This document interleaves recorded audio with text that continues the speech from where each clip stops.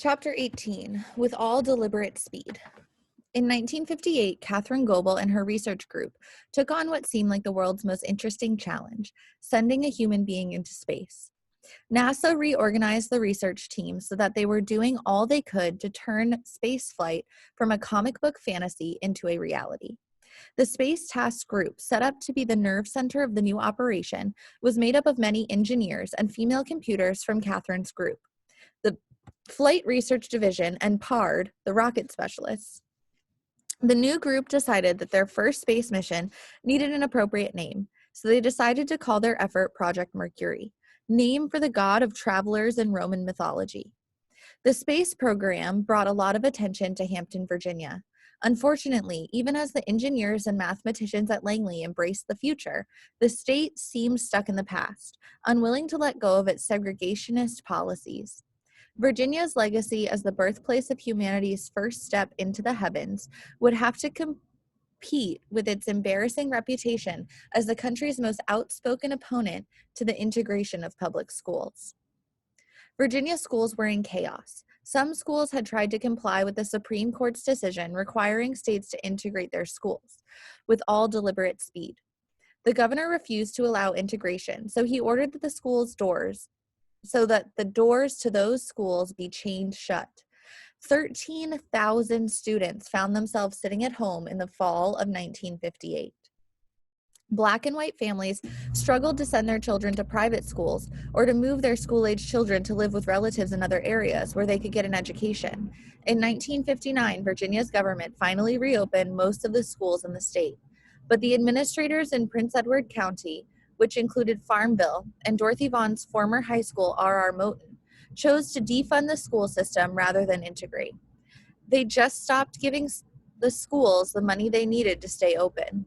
The Prince Edward schools remained closed from 1959 through 1964. In other parts of the state, including those in the Hampton Roads area, the schools remained open but segregated. Despite the Brown versus Board of Education decision making segregation illegal, in the fall of 1958, the children of Langley's black and white employees returned to their separate routines at their separate schools. Catherine Goebel didn't have energy to spend fighting with the local school system. She didn't approve of segregation, but she wanted her children to get a good education. She continued to push her children to excel in their segregated schools.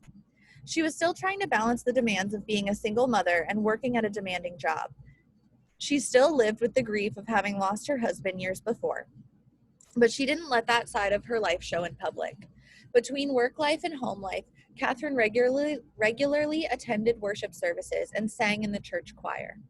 One evening in 1958, a handsome 33-year-old Army captain named James Johnson came to choir practice at Catherine's church. He had grown up in Hampton and trained in aviation metalsmithing. During World War II, he became an expert in aircraft maintenance and repair. After completing his service, he landed a clerk job at the Commerce Department in Washington, D.C. He also signed up for the U.S. Navy Reserve, repairing planes for test flights. He loved planes just as much as Catherine did.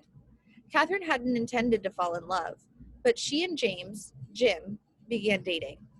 Jim's devotion to the military made it easy for him to understand Catherine's commitment to her work at Langley. He was also sensitive to the secretive nature of her work and the long hours it demanded.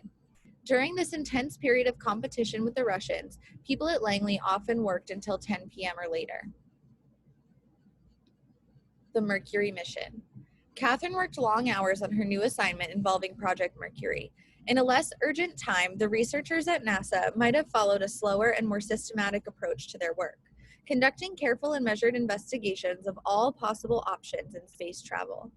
With the Russians off to what looked like a commanding lead, NASA sought the simplest, fastest, and most reliable way to get into space. The engineers approached Project Mercury by breaking it down into its constituent parts. One team looked at the shape of the aircraft, determining that it should be streamlined to minimize aerodynamic drag. Another team of researchers showed that a needle-shaped structure would most efficiently deflect the extreme heat caused when the aircraft zoomed through the atmosphere on re-entry.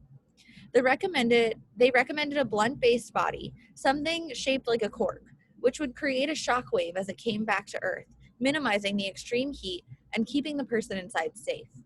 The spacecraft would have to be small, so astronauts could be no taller than 5 feet 11 inches and had to weigh less than 180 pounds.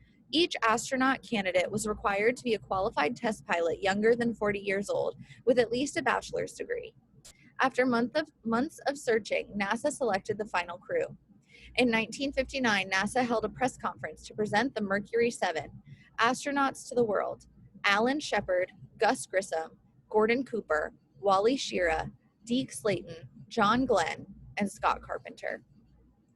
There was a great deal of preparation to be done by everyone, from researcher to astronaut, before takeoff of the spacecraft.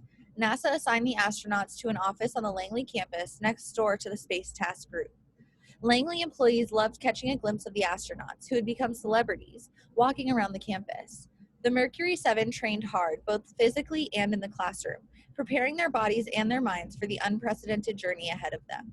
While the astronauts were preparing for this important mission, Catherine Goebel had to calculate the flight trajectories. In other words, she had to plan the exact path that the spacecraft would travel across Earth's surface, from the moment it lifted off the launch pad and flew through the atmosphere and into space, until it splashed back down in the Atlantic Ocean. Project Mercury required so much work that the Space Task Group, which coordinated all aspects of the space mission, relied on other divisions at Langley and other NASA centers to help carry out their gargantuan task. Day after day, the team pored over equations, scrawled ideas on blackboards, and evaluated each other's work, erased it, and started over. Catherine's new job, trajectory analysis, involved the study of how a projectile moved through space, both here on Earth and in outer space. This work was similar to that done by other female computers, who spent thousands upon thousands of women hours computing mathematical tables, which soldiers used to figure out how to fire their weapons and hit their targets. The Space Task Group decided that the best way to send the first person into space was with a simple ballistic flight. The capsule would be fired into space like a bullet from a gun or a tennis ball from a ball machine. The first spacecraft would not have any propulsion of its own. The capsule would go up, then come down, and land in the Atlantic Ocean. Where the capsule landed depended on where it was launched. The calculations had to be exact so that the astronaut would return close enough to waiting U.S. Navy ships to be quickly hoisted out of the water and pulled to safety. Catherine understood that carrying out an orbital mission would be more difficult than the simpler ballistic flights. The team would have to plan the journey so precisely that the spacecraft would pass through the atmosphere, hurtle along on a looping circle around the planet, and land in exactly the right place. "Let me do it," Catherine said to her boss, working as a computer, or math aide, as the women were now called under NASA. Catherine had proven herself. She was older than many of the engineers she worked with, but she matched them at every turn for intelligence, enthusiasm, and work stamina. "Tell me where you want the man to land, and I'll tell you where to send him up." Catherine knew the math as well as anyone else on the team. An engineer named Ted Skopinski was assigned to the task of preparing the research report, and as his computer, Catherine assisted him. He thought she was smart and he respected her work, so he gave her the opportunity to take on challenging assignments. She had to consider factors that were unique to an orbital flight.